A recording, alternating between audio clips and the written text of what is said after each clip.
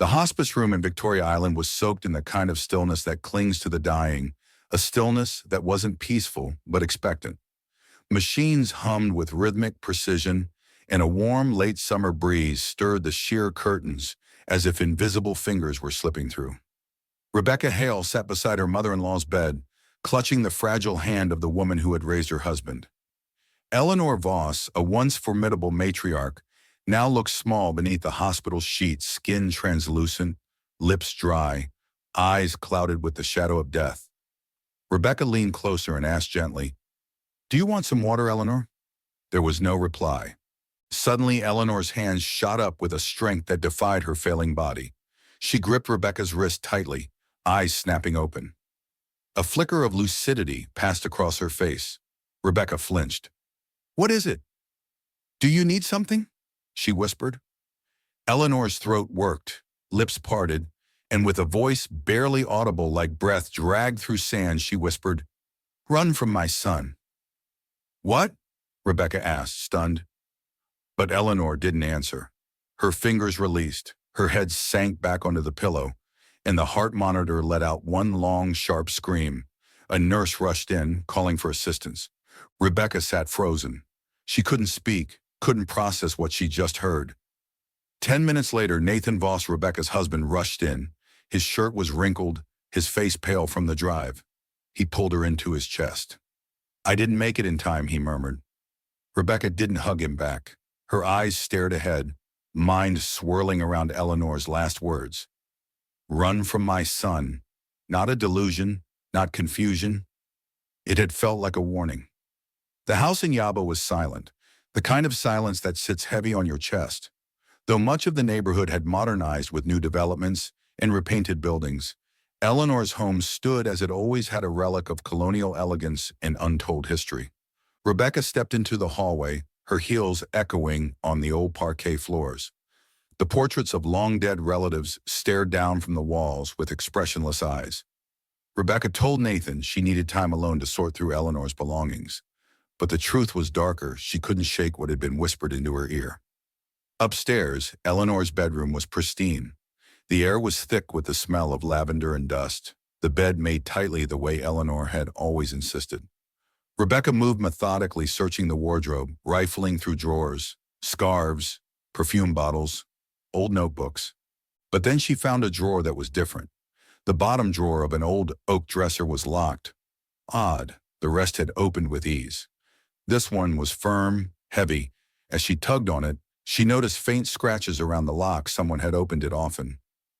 Her fingers tingled. Something was here. That's when she remembered something Eleanor had said once. Groggy from medication. The truth is always underfoot. Rebecca knelt beside the bed and reached beneath the frame. Her hand brushed a wooden panel. She tugged gently, it gave way.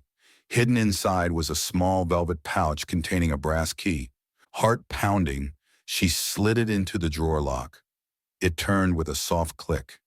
Inside were 5 leather-bound journals, an envelope stuffed with clippings, and a bundle of photographs. The first article she pulled out was dated July 2, 2004. Teen girl disappears near Lagos Lagoon, Sarah Mitchell missing. She froze. The photo showed a curly-haired girl, 16, smiling nervously. Next to her, grinning confidently, stood a teenage Nathan Voss. Rebecca sat in the car outside the house for over an hour, the drawer's contents packed in a bag at her feet. Her hands trembled as she reached for the ignition. The next morning, she drove across the bridge to a small library in Ikeja. She didn't dare search on the home computer, too risky. Sitting at a dust-coated desktop, she typed into the search bar, "Sarah Mitchell missing Lagos 2004. The results trickled in old grainy news reports and missing person bulletins. The police had investigated, but no charges were filed. No body, no suspect. But then she found something different. It was a blog in memory of Sarah, last updated in 2013. Rebecca clicked. The blog had been started by Sarah's mother, Linda Mitchell. Sarah was 16 when she vanished, the first post read. She loved animals, always chewed her pencil caps, and made a green beaded bracelet she never took off. Rebecca's throat tightened. That bracelet had been in one of the photographs from Eleanor's drawer. Sarah wore it. She remembered another photo, Nathan standing too close to Sarah, hand gripping her shoulder just a bit too tightly. The smile on his face wide but cold. Sarah's face wasn't smiling. Not really. Nathan had never told her about Sarah. He'd said he'd never dated anyone seriously before her, had painted a picture of a quiet childhood, just him and his mother, moving often. Now Rebecca knew that wasn't true. She clicked through more posts. Sarah's mother had begged for answers, had mentioned that Sarah had a boyfriend at the time, Eleanor Voss. The police found no evidence to hold him. Days passed, and the case went cold. Rebecca sat frozen. She felt like the temperature in the library had dropped. She emailed the link to herself, deleted the history, and left quickly. Something about Nathan's past wasn't just secret, it was dangerous. Rebecca waited. She knew Nathan had a Tuesday meeting every week. He left early and was gone for hours. Once his car pulled out of the driveway, she went straight for the basement door. It had always been off limits. Nathan laughed it off, said it was full of junk, mold, and rusty tools. "You wouldn't survive the dust alone," he joked. But now that door looked more like a wall hiding a crime scene. She retrieved the hidden key from behind the hallway radiator. She'd watched him hide it once in the mirror's reflection, without realizing she was paying attention. The door opened with a loud metallic creak. A wave of cold, musty air escaped. She flipped the light switch. A single bulb buzzed to life, casting a dim yellow glow over a room full of shelves, dusty paint cans, and forgotten furniture. But it was the far wall that caught her eye. It looked two perfect fake bricks, painted to blend in. She stepped closer, knocked. Hollow. A tarp hung near the corner. Under it was a rusted iron ring embedded in the floor. She pulled. The panel lifted like a trap door. The smell hit her instantly, rot, bleach, something like old meat. Her stomach turned. She descended slowly, flashlight in hand. The secret cellar beneath the basement was no more than 10 feet square, cold, damp. Against one wall was a mirror cracked. In red letters, a phrase had been scrawled across its face. She cried. He laughed. In the corner was a bundle wrapped in cloth. Rebecca opened it.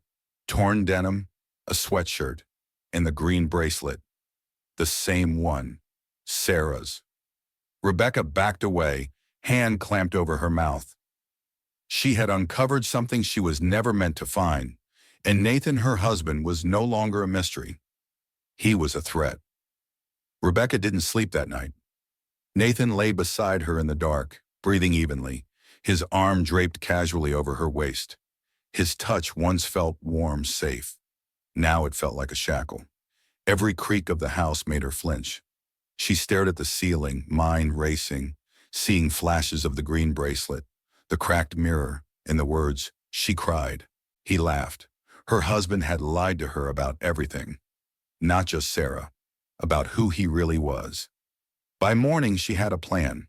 As Nathan laced his trainers for his usual Friday morning run around Lekki Phase 1, Rebecca kissed his cheek, smiled, and told him she'd spend the morning with a friend.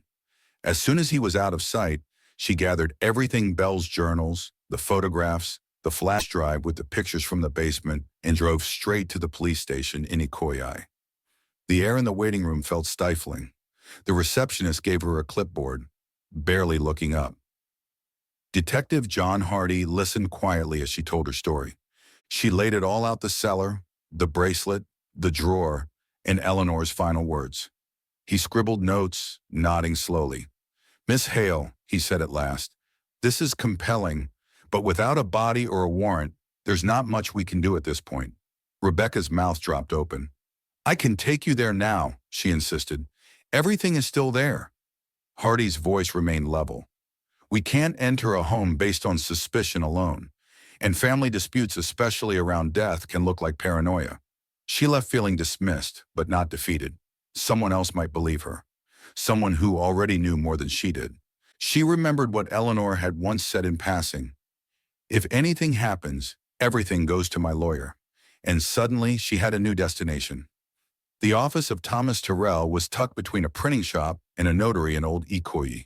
A weathered gold plate outside read, Tyrell Associates, Legal Counsel. The man himself looked like he'd stepped out of another century, thin-frame glasses, three-piece suit despite the heat, and a face that hadn't smiled in decades. When Rebecca introduced herself, he didn't seem surprised. "Miss Hale," he said, standing, "I was wondering when you might reach out." That caught her off guard. "You knew I would?" Tyrell nodded. "Your mother-in-law left strict instructions. If you came to me, it meant the truth had found you." He handed her a sealed envelope.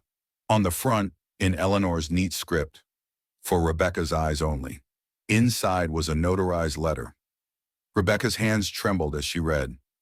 Eleanor detailed her growing fear of Nathan, how after Sarah went missing, she had found bloody clothes in the basement, how Nathan laughed when she confronted him, how she'd been too afraid to go to the police, convinced that no one would believe a mother accusing her only son. The letter ended with a plea: "If you're reading this, protect yourself, and don't let him charm his way out of it. I've seen what happens when he gets cornered." Rebecca looked up, pale. "Can I use this to go to the police?" Tyrell gave a slow nod. "I've already filed a digital copy with the insurance company. If anything happens to you, or me, it goes public." He leaned forward, lowering his voice. "But Miss Hale, I wouldn't wait for the system to protect you. You need to be smarter.